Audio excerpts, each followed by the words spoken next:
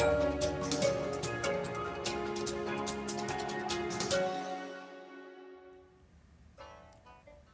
welcome back.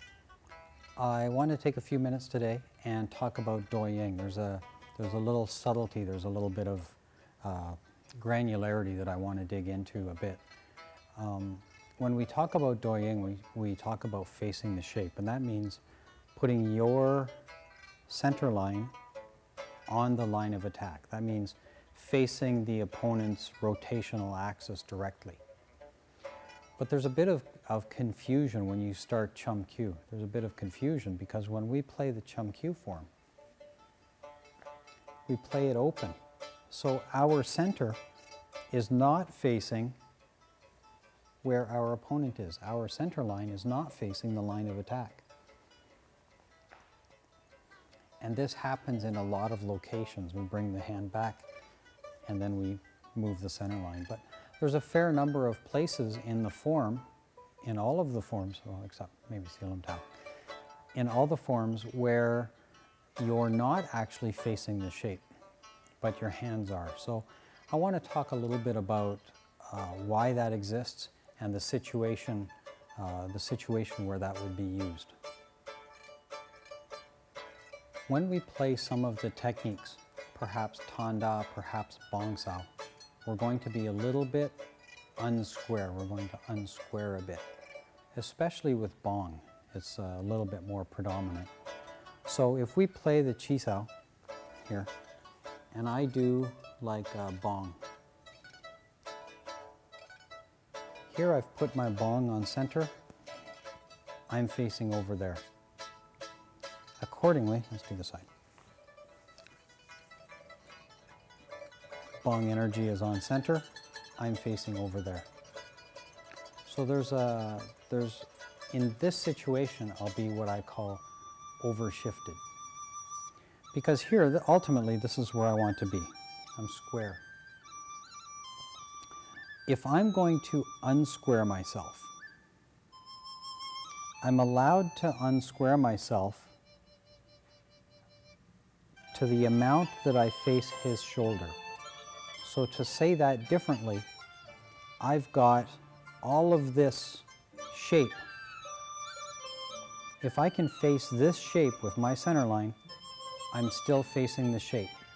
Tightest would be if I face exactly directly into the center.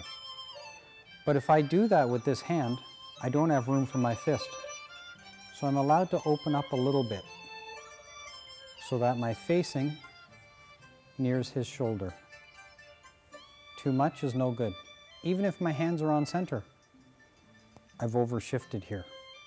So when I play some techniques, it's possible that I can be not doying, I can be not square. But I do that to the extent where I don't cross his shoulder. Let's change positions here. So when I do my Pak, in this case, these are all lined up, they point at his shoulder. That's acceptable. This is not acceptable. This, where we're all lined up on his center, that's acceptable too. So I just want to talk about the range. This is unacceptable. The range of doying. That's to say, being square means I can face anywhere in that shape with my center. And if I face outside of the shape, then that's too excessive. So I get a little bit of play when I talk about what is doying. And when we do the Chum Q form, it shows up here, where I'm facing the shoulder, and these are facing the center. That's all I wanted to say about doying for this short classroom lesson. Once again, I thank you all for watching. I look forward to seeing you again. Until then, bye for now. Thanks for watching my video. I hope you enjoyed it. If you did, you can get a lot more exciting, informational, helpful, useful, valuable, excellent stuff by picking up one or the entire 9-disc set of my Blu-ray DVDs that I have here. We have enough for everybody, as you can tell, so feel free to run over to your local favorite internet store and pick up a copy or an entire set. While you're there, you'll probably notice that I have 2 books, Wing Chun Compendium Volume 1 and Volume 2. They also follow the entire curriculum, Wing Chun curriculum, so while you're there, you might want to pick up some of those as well.